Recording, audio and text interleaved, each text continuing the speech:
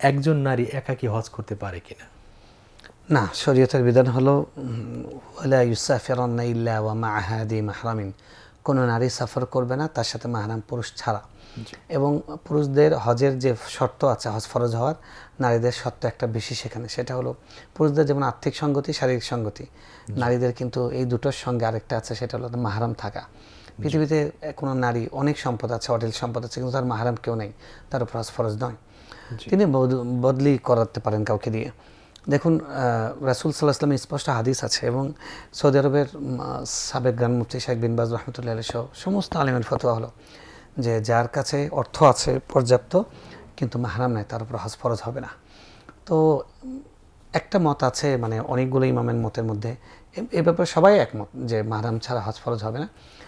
একজন ইমাম মালিক রহমতুল্লাহ আলাইহির তার দুইটি মতের মধ্যে একটি মত হলো মানে অগ্রাধিকারপ্রাপ্ত মত না, এটা শায বলা হয়, যে মতে উনি বলেছেন মা রিফকাতিন আমিনা, অর্থাৎ নিরাপদ সঙ্গী যদি থাকে, যে অনেকগুলো মহিলা যাচ্ছে তারা মাহরামদের সঙ্গে, সেই মহিলাদের সঙ্গে তারা একসাথে চলবে ফিরবে, সেই মহিলা গ্রুপের সাথে থাকবে, এটাও এক ধরনের নিরাপত্তা, সিকিউরিটি। কারণ মাহরামের একটা উদ্দেশ্য হলো সিকিউরিটি। আর এখন তো মানুষের প্লেন, তারপর সব জায়গায় মানুষের একা হওয়ার সুযোগটা তেমন নেই, সেই জন্য এই ধরনের কোনো সুরতে যাওয়ার মত আছে। এটা একটা বিচ্ছিন্ন একটা মত আছে, যেই মতটা কোনো আলেমরা, এটা কোনো মুফতাবিহি বা এটা কোনো গ্রহণযোগ্য মত নয়। এই মতের ভিত্তিতে গত বছর বর্তমান সৌদি বাদশাহ তারা এটাকে বেশ ওমরার ক্ষেত্রে উৎসাহিত করেছিল এবং অনেকে গিয়েছিল। কিন্তু আলেমদের মত এখন পর্যন্ত ওইটাই, যেটা হাদিসে আছে, যে কোনো মহিলা মাহরাম ছাড়া সফর করবে না, এবং এই মতটাই আমরা মত, ওই মতটাকে আমরা, বিচ্ছিন্ন মতটাকে আমরা কোনোভাবে উৎসাহিত করতে পারি না।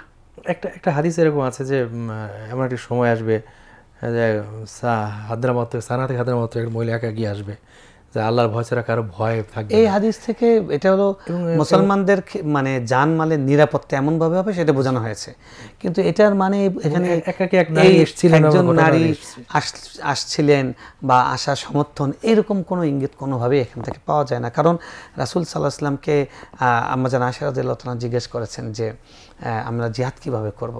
রাসূল সাল্লাম বলছেন যে আমাদেরকে জিহাদে যাওয়ার কথা বলছেন, তোমাদের জিহাদ হলো হজে যাওয়া। তারপরে একজনের কাছে একজন মহিলাকে উনি বলেছেন যে তোমাদের জিহাদ হলো ঘরে থাকা, ঘরে থাকো, এটাই তোমাদের হজ, এটাই তোমাদের হজ। তো সুতরাং মানে হজের ফরজ আদায়ের জন্য পর্দার ফরজের ক্ষেত্রে শিথিলতা শরীয়তে, সেটা কোনোভাবেই, এখন দেখা গেল যে সে মাহরাম পেল না, সে কি বদলি হজ করাতে পারবে? হ্যাঁ, এটাই তার করণীয়, তার সওয়াব লেখা হবে ইনশাআল্লাহ। আর আসলে মাহরামবিহীন থাকা শরীয়তে নাই, ঠিক আছে? কারণ কোনো অবস্থায় একজন নারী স্বামী ছাড়া থাকবে না, স্বামী মারা গেছে তার আবার বিবাহ হবে, এটাই শরীয়তের, মানে মাহরামের ব্যাপারটা যে বলেছে অপরিহার্য, শরীয়ত সেই ব্যবস্থাটা করেছে যে মাহরাম ছাড়া কখনো একজন মহিলা থাকবে না। এখন আমাদের দেশে একজন নারী মারা গেছেন, তার মান-ইজ্জত, তার সম্মান, তার ছেলে মেয়ের ইগোর ব্যাপার, যে আমার মা আবার বিবাহ বসছে, এই জন্য একটা মহিলাকে আরও 20 বছর 10 বছর একা যাত্রা করতে হবে, যে তার স্বামী নাই, এরকম ব্যাপার তো শরীয়ত রাখে নাই। আমরা জাহিলিয়াতকে মেনে নিয়েছি, আবার আরেকটা শরীয়তের লঙ্ঘন করব, সেটা তো ঠিক নয়। কিন্তু শরীয়তের পন্থায় চলে, একজন নারীর কেন মাহরাম থাকবে না? ছেলে থাকবে, ঠিক আছে, সন্তান নাই, তার স্বামী থাকবে, মানে স্বামী নাই, তার বয়স 80 বছর, তার একজন মাহরাম থাকে, তাকে অবশ্যই বিবাহ দিবেন। শরীয়ত একজনের ওয়ানকিহুল আয়ামা মিনকুম, আল্লাহ কোরআনে বলেছেন যে তোমরা যারা আয়ামা আছে তাদেরকে বিবাহ। আয়ামা হলো কি? ওই সমস্ত পুরুষ, ওই সমস্ত নারী যারা বিবাহ করেছিল এখন তাদের জীবনসঙ্গী নাই, তাকে জীবনসঙ্গীর ব্যবস্থা করে দেওয়া।